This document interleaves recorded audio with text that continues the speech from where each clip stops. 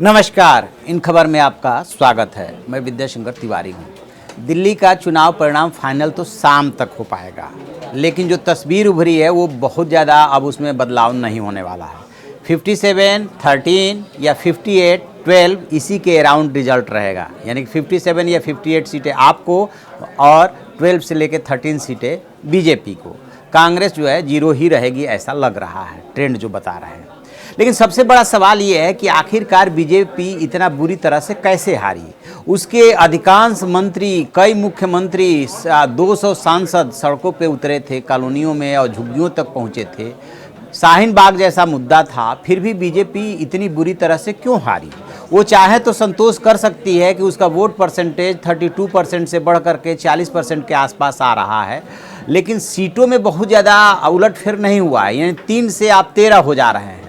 3 से 13 होने का क्या चक्कर है, क्यों आप अपनी अपनी ही उम्मीदों पे खरे नहीं उतरे। मैं 5 कारण ऐसा समझ पा रहा हूं जो आपसे शेयर करना चाहता हूं कि ये 5 कारण हो सकते हैं। सबसे पहली बात कि बीजेपी ने जो पूरा चुनाव लड़ा उसमें उसके पास कोई स्थानीय मुद्दा नहीं था, वो राष्ट्रीय मुद्दे पे और अपने पीएम नरेंद्र मोदी के चेहरे पे चुनाव लड़ा। और जो उपलब्धियां बताई गई थी उसमें 370 का खात्मा, 3 तलाक का खात्मा और सीए जैसे कानून को बताई गई थी। सवाल ये है कि लोग अभी जागरूक हो गए हैं, समझने लगे हैं कि यदि हम लोकसभा के चुनाव में बीजेपी को वोट देते हैं तो रायसीना हिल्स पे जा करके पीएम मोदी बनेंगे और पीएम मोदी बैठेंगे, वो देश चलाएंगे, ये लोग समझने लगे हैं। लेकिन यदि हम दिल्ली का चुनाव हो रहा है या झारखंड का चुनाव हो रहा है तो लोग स्थानीय मुद्दों को प्रीफर कर रहे हैं, यानी कि उनको बिजली, पानी, एजुकेशन, स्वास्थ्य, उनको डिफरेंट स्कीम में पेंशन वगैरह वगैरह मिलेगी कि नहीं मिलेगी, इसको महत्ता देने लगे हैं। तो एक तो बीजेपी का ये सबसे बड़ा माइनस पॉइंट रहा कि उसने पीएम मोदी को ही अपना चेहरा बनाया और राष्ट्रीय मुद्दों पे जोर दिया, जबकि हरियाणा और झारखंड में इन मुद्दों को मुद्दा बना करके उसको मात मिल चुकी थी। अब दूसरी बात, बीजेपी ने जो है नकारात्मक राजनीति को, नकारात्मक प्रचार को ज़्यादा उसको प्रचारित किया। कैसे?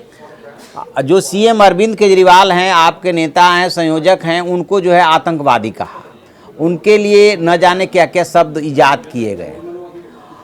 तो ये जो नकारात्मक प्रचार है, इसके अलावा शाहीन बाग, भारत पाकिस्तान, कपिल मिश्रा का ये ट्वीट कि 8 तारीख को दिल्ली की सड़कों पे भारत और पाकिस्तान टाइप का जो है मैच होगा, वो जो शब्द कहे गए वो भी बीजेपी के अगेंस्ट ही गया है। लोगों ने उसको स्वीकार नहीं किया है।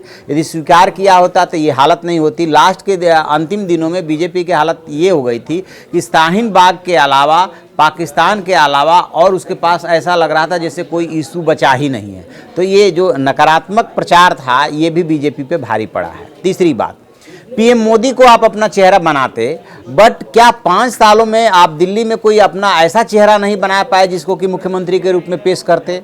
बीजेपी कहती है कि मुख्यमंत्री का चेहरा पेश करने को लेकर के हमारी कोई अस्थाई नीति नहीं है, यानी कि अकॉर्डिंग टू स्टेट हम जो है ये नीति बदलते रहते हैं परिस्थितियों के मुताबिक। कहीं चेहरा पेश करते हैं और कहीं चेहरा पेश नहीं करते हैं। लेकिन आपने जो बीच चुनाव में चैलेंज करना शुरू किया कि हमारे चेहरा तो अरविंद केजरीवाल है, आप अपना मुख्यमंत्री का चेहरा बताइए और हमसे बहस कराइए, बीजेपी उसमें चेहरा नहीं पेश कर पाई। गृह मंत्री अमित शाह जो है वो 1-2 बार प्रवेश वर्मा की तरफ इशारा जरूर करते रहे कि वो जवाब देंगे, लेकिन उससे पिक्चर क्लियर नहीं हुई। और कहीं ना कहीं मनोज तिवारी का जो प्रदेश का नेतृत्व दिया गया था वो भी कमजोर पड़ा है। तो ये भी एक वजह बना है। तो अभी तक 3 वजह, राष्ट्रीय मुद्दे और मोदी को चेहरा बनाना एक बात, दूसरी बात नकारात्मक प्रचार, और तीसरी बात कि आपने मुख्यमंत्री का कोई चेहरा पेश नहीं किया।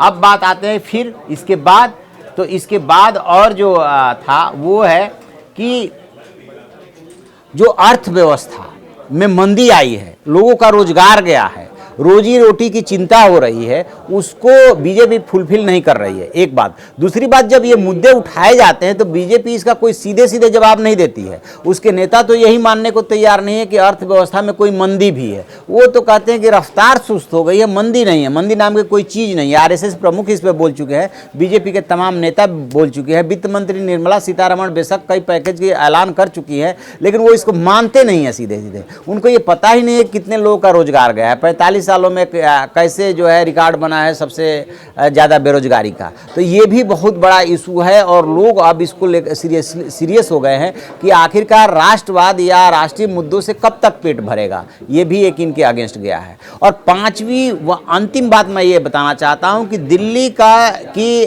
जो आबादी है, दिल्ली में जो लोग रहते हैं, इसको कॉस्मोपॉलिटन सिटी कहा जाता है, सिटी स्टेट है ये। इसको आप कह सकते हैं मिनी इंडिया है। मिनी इंडिया से मेरा मतलब देश भर के लोग यहाँ रहते हैं।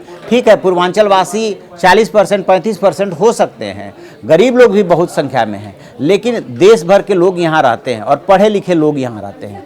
तो वो जो कैरेक्टर दिल्ली का है, वो कैरेक्टर अन्य प्रदेशों से इसको अलग करता है। तो हुआ क्या कि 2013 में जो आपका उभार हुआ, तो आपको याद होगा कि 2013 के चुनाव में आपको 28 सीटें मिली थी, आश्चर्यजनक रूप से, क्योंकि पार्टी का तत्काल गठन ही हुआ था। और बीजेपी तब हर्षवर्धन के नेतृत्व में चुनाव लड़ी थी, उसको 32 सीटें मिली थी और कांग्रेस को 8 सीटें मिली थी। 49 दिनों की केजरीवाल ने सरकार चलाई थी कांग्रेस के सहयोग से। तब से लेकर के अब तक, चाहे लोकसभा का चुनाव रहा हो, चाहे नगर निगम का चुनाव रहा हो, चाहे विधानसभा का चुनाव रहा हो, जब जब कांग्रेस मजबूत हुई है तब तब आप कमजोर हुई है, और जब कांग्रेस कमजोर हुई है तो आप जो है मजबूत हुई है। इस चुनाव में क्या है कि 9.6% वोट मिला था कांग्रेस को 2015 के चुनाव में, 32 से 33% के बीच में वोट मिला था बीजेपी को, और 54% वोट मिला था आपको लास्ट इलेक्शन में। बीजेपी ने अपना वोट परसेंटेज बढ़ाया है, 40% के आसपास लेकर के गई है, वो 38 से 40 के बीच में बैठेगा जब चुनाव आयोग फाइनल आंकड़ा जारी करेगा। आपका थोड़ा बहुत उतार चढ़ाव हुआ होगा वोट परसेंटेज में, क्योंकि जब बीजेपी बढ़ाया, लेकिन इधर कांग्रेस का वोट परसेंट सीधे आधे हो गया जो उसको पहले मिला था। तो जब तक कांग्रेस मजबूती से दिल्ली में चुनाव नहीं लड़ेगी, तब तक जो है बीजेपी के लिए दिल्ली की सत्ता, दिल्ली स्टेट की सत्ता सपना ही बनी रहेगी। क्योंकि कांग्रेस जब मजबूती से चुनाव लड़ करके वोट परसेंटेज आपका खिसकाएगी, तभी जा करके आप जीत सकते हैं, बीजेपी जीत सकती है। और बीजेपी इस हकीकत को समझ रही है, चाहे राष्ट्रवाद का मुद्दा बनाए, चाहे शाहीन बाग को मुद्दा बनाए, XYZ जो भी मुद्दा बना ले, लेकिन इस जमीनी हकीकत से मुंह नहीं मोड़ सकते कि कांग्रेस को मजबूती से चुनाव लड़ेगी तभी बीजेपी जीतेगी। अदरवाइज बीजेपी का जीतना अब आप जैसा जो दल उभरा है वो मुश्किल कर देगी। और यही वजह है कि बीजेपी जो है तीसरी बार ये हार रही है आपके सामने, 2013, 2015 और अब 2020। तो ये मेरा अपना मानना है। तो आप ऐसी खबरों के लिए देखते रहिए अपना डिजिटल चैनल इन खबर। Thank you.